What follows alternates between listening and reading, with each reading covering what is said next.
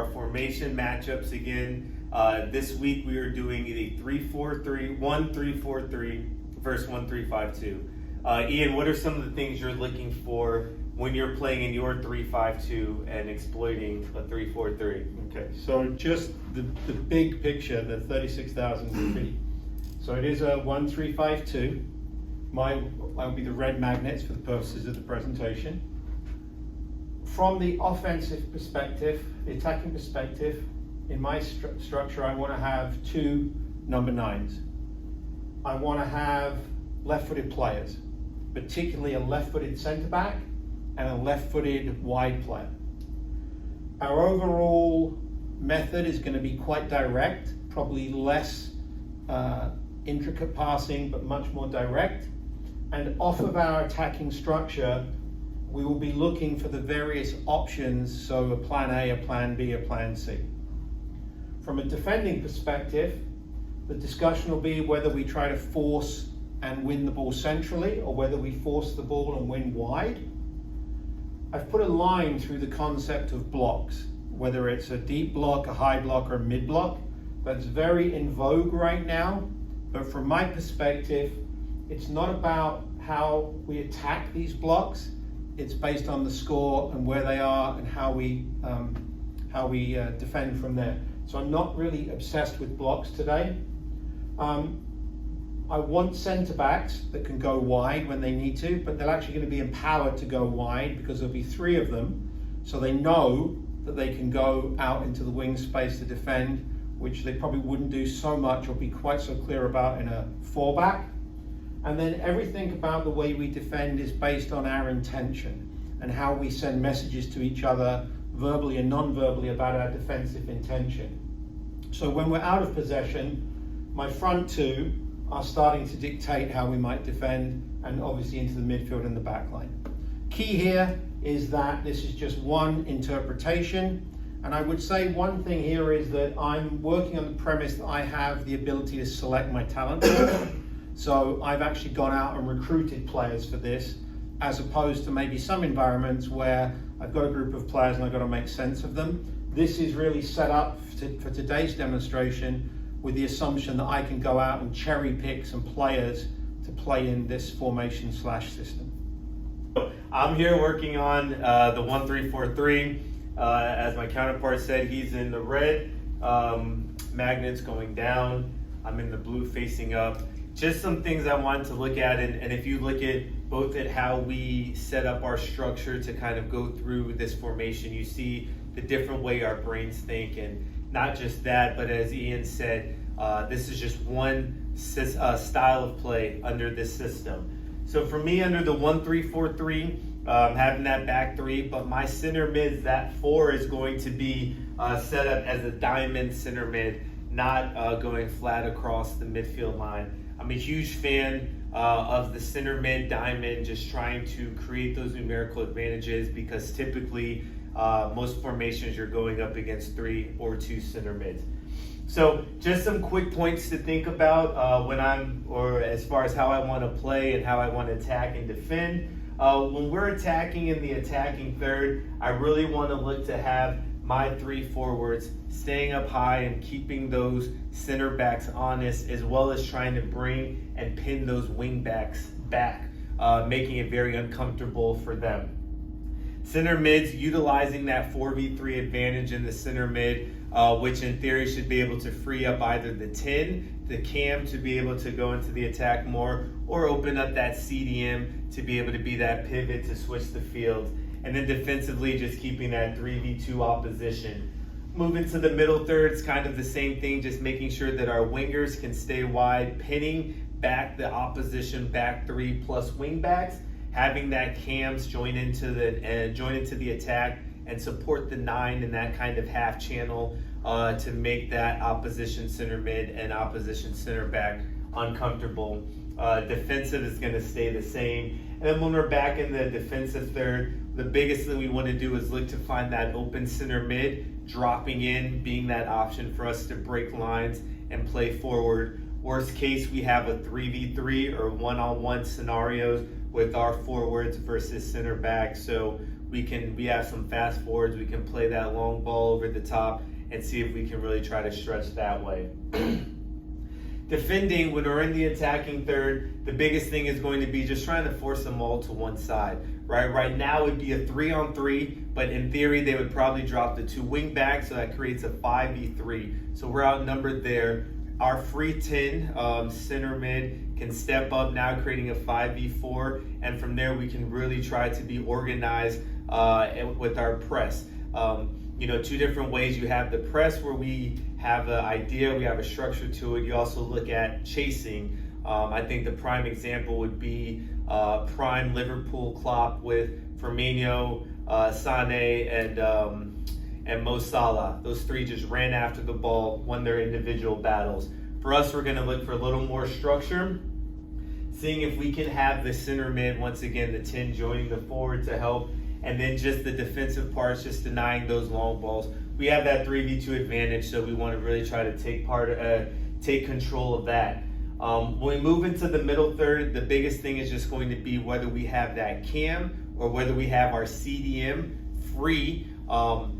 Regardless, we'll have a 3-on-3, so we'll man mark within our center mids. As we move back towards our goal, that will be the transition from our open center mid at the cam to then our open center mid as the CDM. They can then drop into the back line if need be, creating a back 4. Now, the main thing why the 6 would drop into that back line to create the back 4 would be if the opposition gets their wing backs high up the field and the ball's in the wide channels.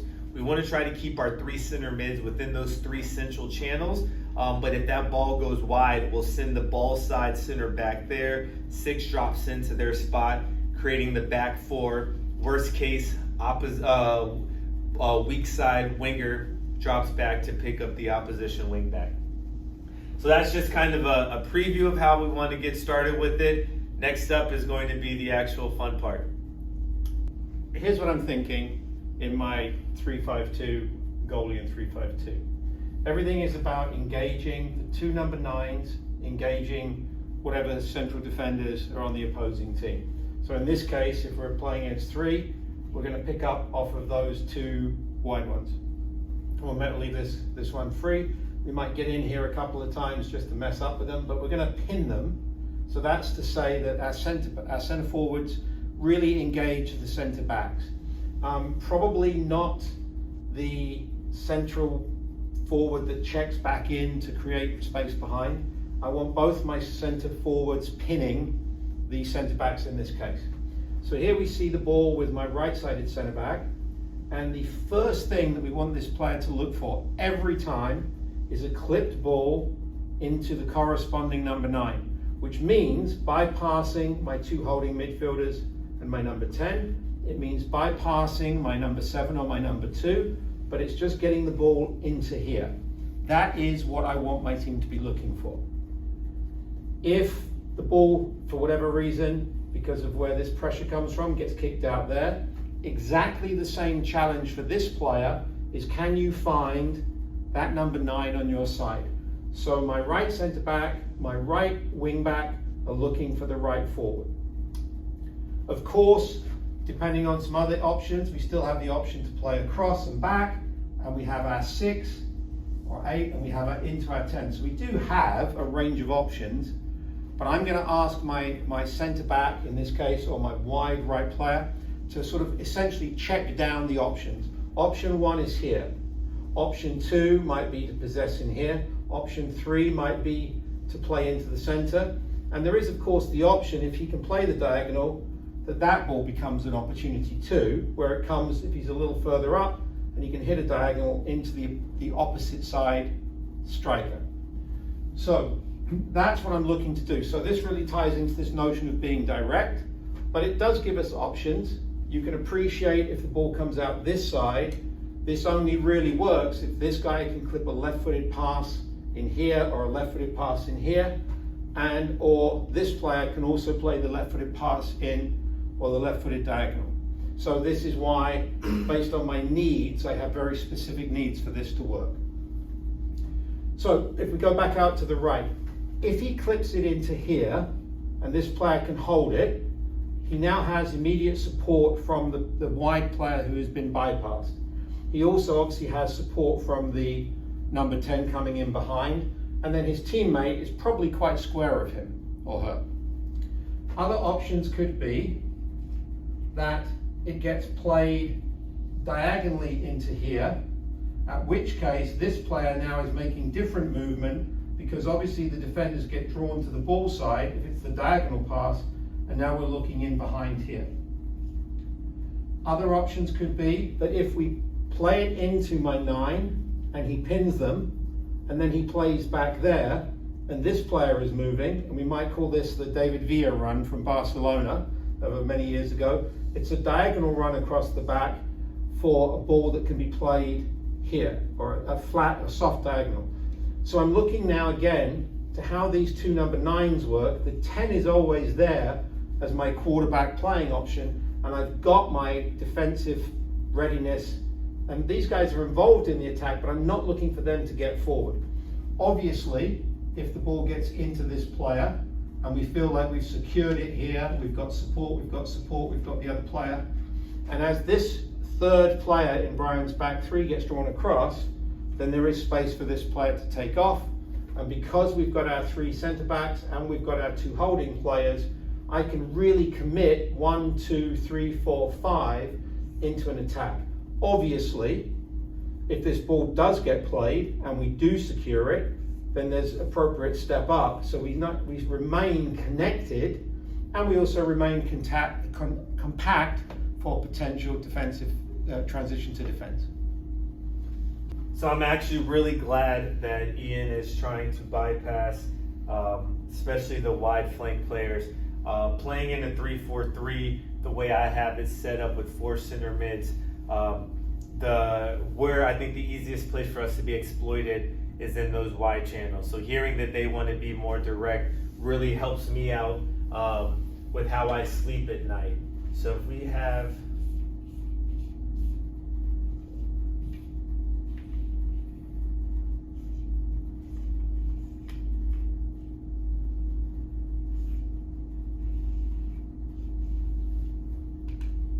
Okay, so while we're just focusing on defending, and I'm just going to kind of go off of Ian's points with just things we will look for with maybe not necessarily trying to stop him per se, but if we were playing within this formation and going up against someone in 3-5-2, what are things that we're looking to do? So Ian talked about playing this long ball in. Right now, I'm already liking how that goes. If we have 1v1 scenarios here, I like to feel very confident, especially if I'm playing a 3-back, that my 3 center backs are able to defend 1v1. They have the speed, the physicality. If by any chance this person gets beat based off of that long ball that comes in, as I've stated, we have this extra center back. They can then come in and help out, whether it's double teaming, whether it's delaying, and then the double, forcing them backwards, whatever that is. I feel very confident with a 3-on-2, not just the numerical advantage, but when we're just looking at the breakdown of the position of the players with the center backs and the forwards, I'm okay with that.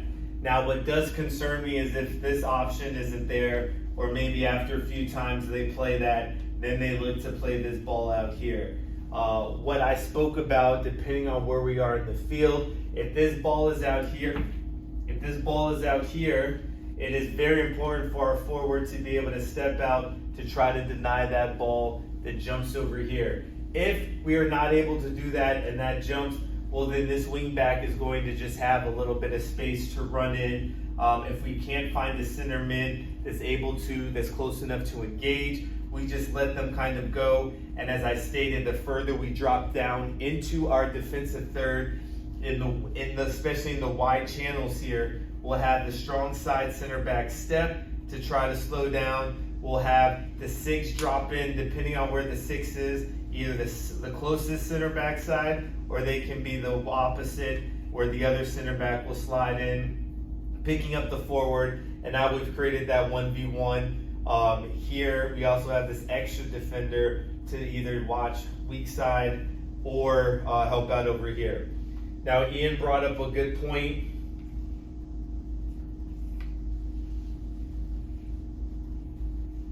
Ian brought up a good point about playing, whether it's from this wing back or whether it's from the center back here, playing that ball in or playing that ball here and then laying it off. That is something that would worry me.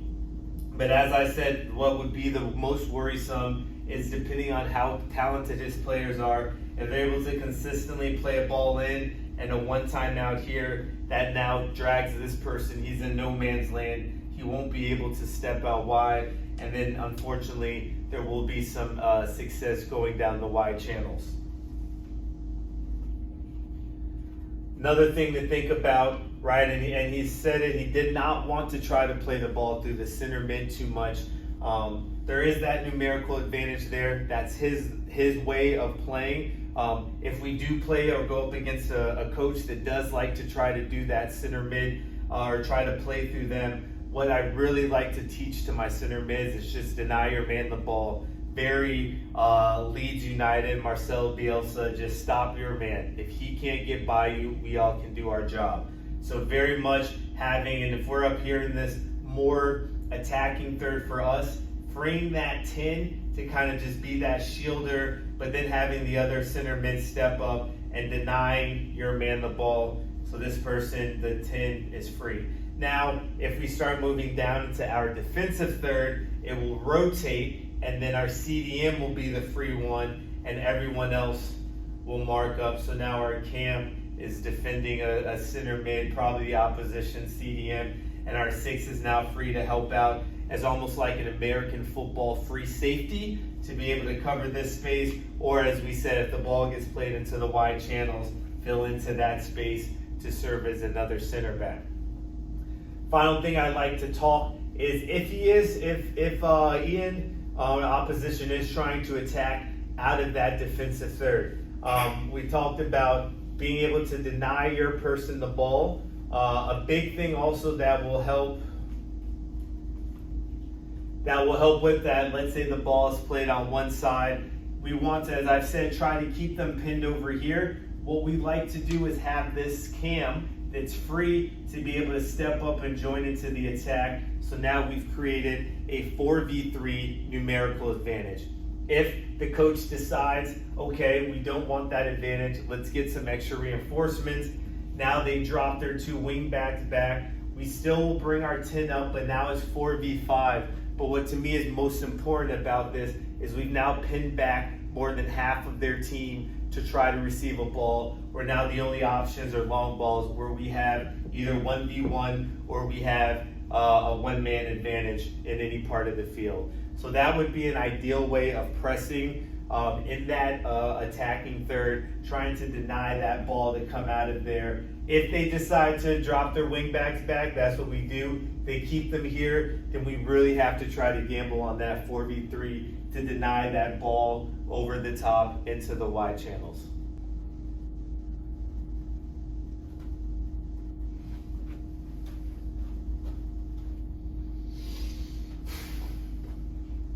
Okay, now the fun part about the game is the attacking part.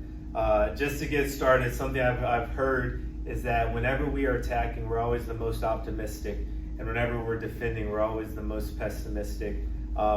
And that's something that I think carries on as to why I was a striker and why I always look to attack.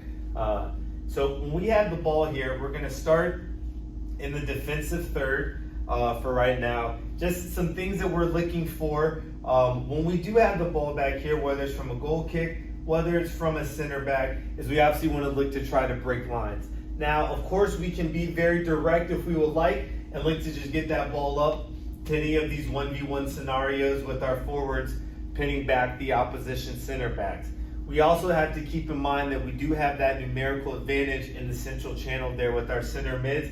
So what I'm telling my opposite, or what I'm telling my open center mid, is to find those half spaces and channels to check in so we can receive that ball, look to turn, and go up the field. More importantly, if we can check down and be receiving the ball already facing forward, that's going to be more an ideal situation, and that's going to be more of a physical trait we're looking at in a position. So finding that center mid to check down. If we want to start, the 6 can go. Typically, there'll be someone on that person So by that, them doing that takes out this person, clears up this space for maybe our 10 to check in, one of our 8s, etc. We can have, even if we work on it in training, different rotations. 6 checks down, brings in this space, 8 checks over to fill into that space, then frees up this space over here. So a lot of different rotations that we can work on at training, things to be coached. If we are able to get that ball into the center mid and find that open person, let's say we're really looking, like I said, we want to look to try to play through them first. Second option is always going to be over the top, direct, but right now we're going to look to the center mids. And from here, what I really am looking for is for my cam, as most people are, looking for some creativity, someone that doesn't look at the game as black and white, but looks at it in every spectrum of the colors.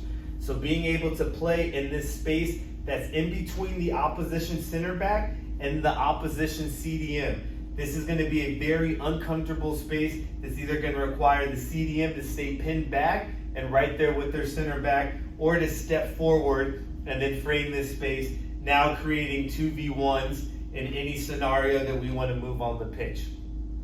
Once we're able to get that and we progress to the middle third, as everyone scoots up, the final thing we're looking now, when we do have it here, is seeing can our center mid take the space that's given to them and then make the decision based on what happens by the opposition. In that case, if we're dribbling up the field, there's going to come a point or a line of confrontation where the opposition is going to say, okay, forget this guy, we need to stop the person with the ball. So whether it's this center back stepping up, if we're moving up the middle, maybe we start dribbling at an angle. Now we're having to force these two to make a decision. Whichever one makes that decision, steps here, slots ball in, we go through.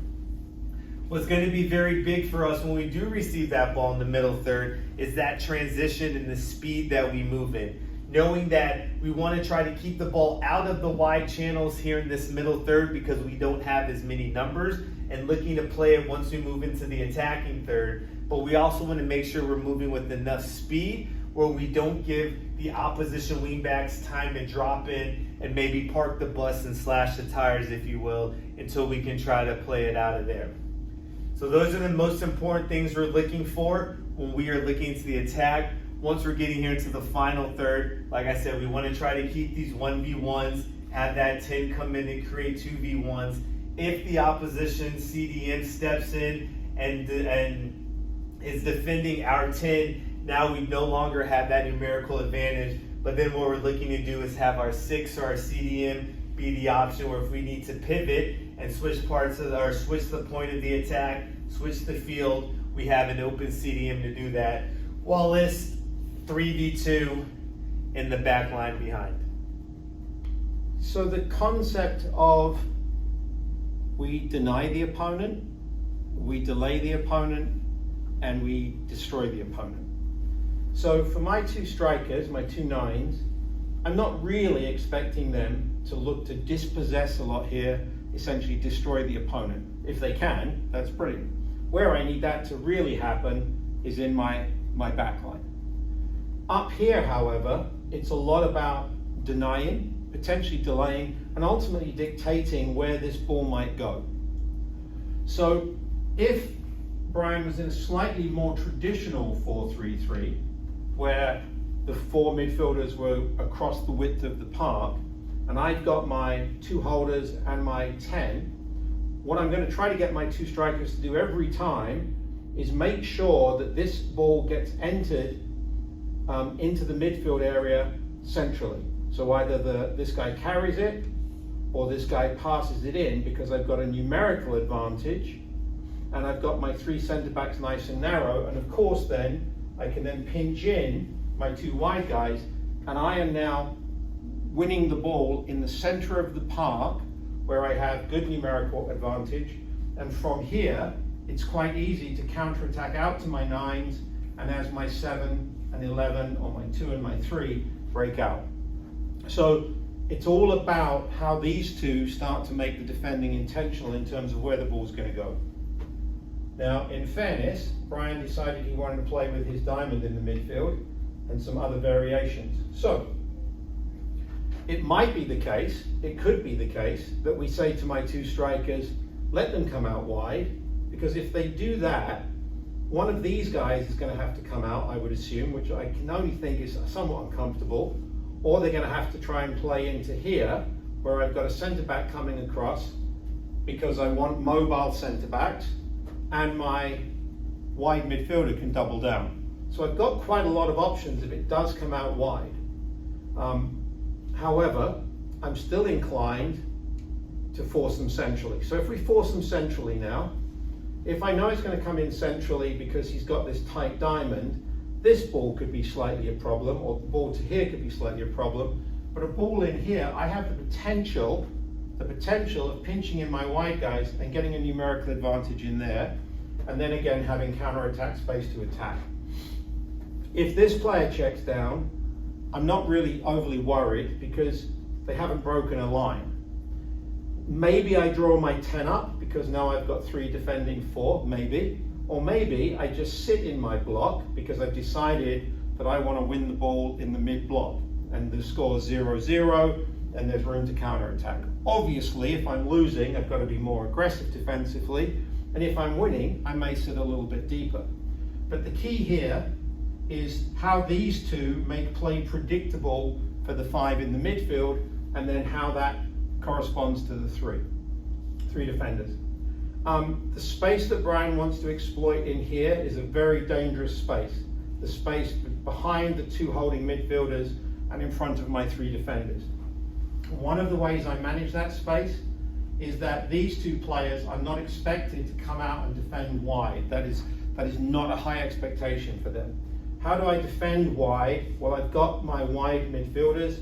I've got centre backs that are empowered to come out, because a centre back in a back 3, he or she can come out knowing there are 2 additional centre backs to come across, and then obviously my wide player has to make that recovery run in there.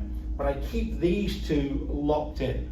And this area, I call it the hole. There are other coaches have different words for it, but I always want to manage the hole, the space between my backs and my midfielders, by keeping that space relatively tight. But again, the whole key to the way I want to defend, if I just refer to my comments, is it going to come centrally or wide? That decision obviously is a team decision, but is predicated off of the way my 2 forwards start to force things. Not overly concerned about high blocks, mid blocks, or deep blocks until I start worrying about the score line and maybe some other issues.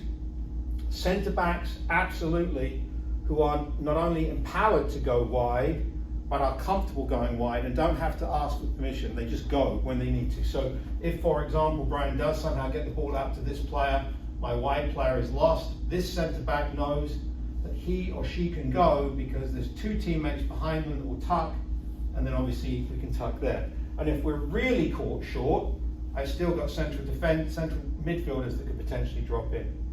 And then finally, the intention, this notion that we have a broad speaking game plan on how we want to defend it.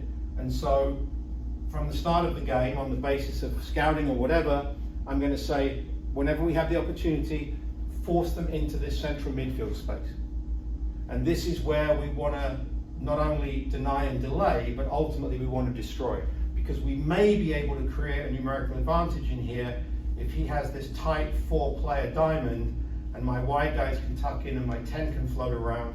Yes, I'll be potentially a little stretched back here, but the only way that's going to be a real immediate problem is if he gets it in and gets it out quickly against a numerical disadvantage for Brian, or he bypasses the whole lot. And of course, an important maximum of defending is as the ball is traveling, as the ball is traveling, so he bypasses the midfield, as the ball is traveling, we of course are traveling defensively too, and so I would feel fairly comfortable. So just some thoughts about how I might defend a 3-4-3. Again, Brian's given me an interesting wrinkle because his midfield looks a little untraditional or non-traditional, but I think I could probably work it out after a few minutes if I've had enough time to prepare my team well.